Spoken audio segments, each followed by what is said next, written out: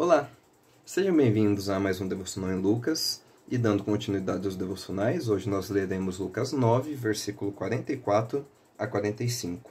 Eu vou ler a segunda metade do versículo 43 para a gente se lembrar do que o texto está falando, que diz assim: Estando todos maravilhados com tudo que Jesus fazia, ele disse aos seus discípulos: Ouçam atentamente o que vou lhes dizer. O Filho do Homem será traído e entregue nas mãos dos homens. Mas eles não entendiam o que isso significava. Era-lhes encoberto, para que não o entendessem. E tinham receio de perguntar-lhe a respeito dessa palavra. Esse texto vai falar a respeito do segundo anúncio da paixão de Cristo, ou da morte de Cristo, que ele faz para os seus discípulos. Então, é a segunda vez no Evangelho de Lucas em que ele fala para os seus discípulos que ele deve morrer, que era o propósito dele ser entregue aos homens para morrer.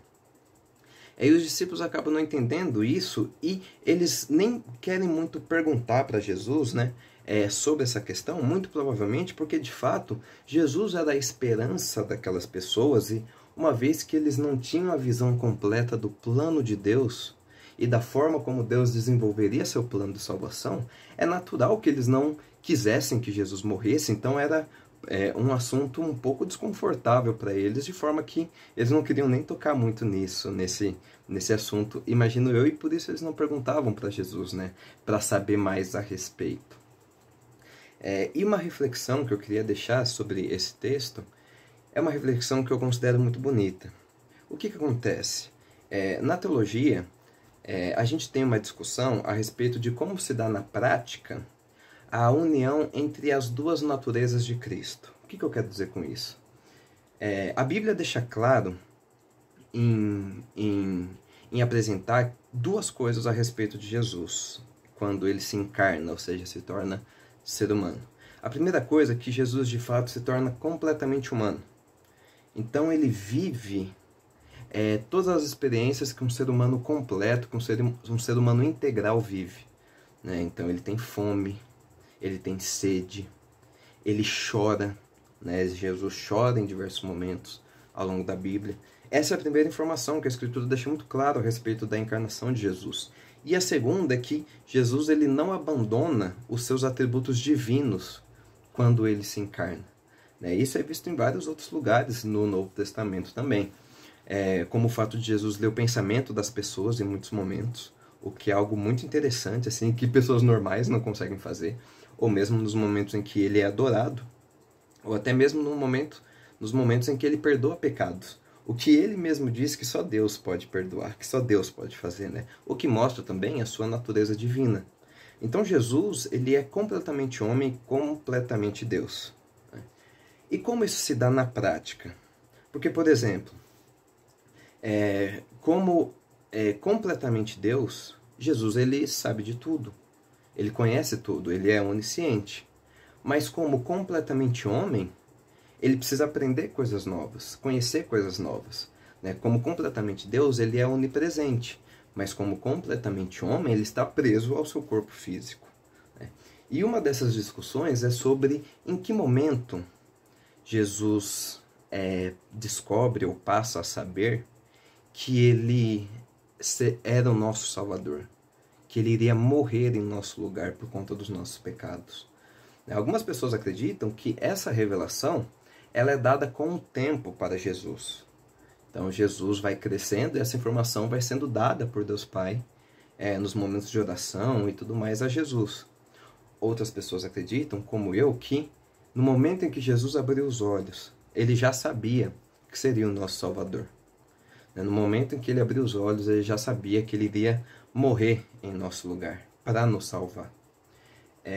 E isso é belo porque quando a gente fala da morte de Jesus, a gente não está falando de algo que pegou ele de surpresa, que, por assim dizer, Jesus estava bem em um dia e ele foi traído e no outro dia ele já tinha morrido.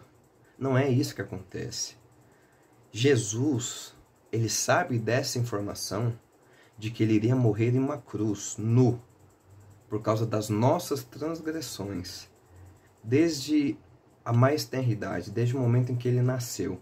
E ele tem que conviver com essa informação acerca do seu destino. Ele tem que viver com isso, né? E tem que viver com isso sem ninguém ao seu redor o entender, né? Porque muitas vezes, quando a gente tem um problema, a gente tem alguma aflição em alguma questão, uma coisa pior do que conviver com essa aflição é conviver com essa aflição sozinho, né? Sem ter ninguém para contar. Porque muitas vezes quando você conta o seu problema, a sua aflição para outra pessoa, essa pessoa vê a coisa de uma outra perspectiva e busca trazer um novo ponto ou te consolar de alguma forma que você não tinha imaginado.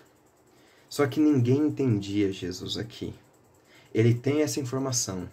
Eu vou morrer, eu vou sofrer, como a gente vai ver mais pra frente, a ira de Deus pelos pecados do ser humano. Eu vou sofrer a punição de Deus que o ser humano merecia para religar o ser humano a Deus, para religar o homem a Deus. E ninguém conseguia entender ele. E ele convive com essa informação por toda a sua vida. E mesmo assim, mesmo sabendo que ele vai morrer, e mesmo tendo que conviver com essa informação por toda a sua vida, ele não desiste desse propósito. Ele não abandona esse propósito. Ele continua firme, por amor a pessoas como eu e você, né? Jesus não é pego de surpresa com a sua morte. Ele mesmo, João 10, versículo 18, vai falar, ele mesmo entrega a sua vida voluntariamente. Ninguém tira a vida de Jesus porque ele é o Deus Filho.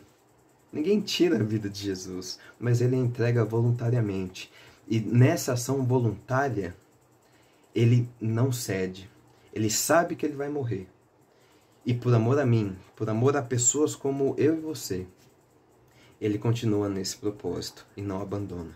Tamanho é o amor de Jesus pela humanidade pecadora que ele não só morre, mas convive com essa informação por vários e vários anos, sem, por assim dizer, mudar o pensamento, sem desistir desse propósito grandioso que Deus Pai preparou e que Deus Pai designou o Filho para fazer, mas que ao mesmo tempo o Deus Filho entrega a sua vida voluntariamente. Esse é o amor de Jesus por nós, que nós nunca nos esqueçamos da grandiosidade e da profundidade do amor de Jesus Cristo por nós, a ponto de não só morrer em nosso lugar por nossos pecados, mas saber isso e nunca, em nenhum momento, desistir desse grande propósito.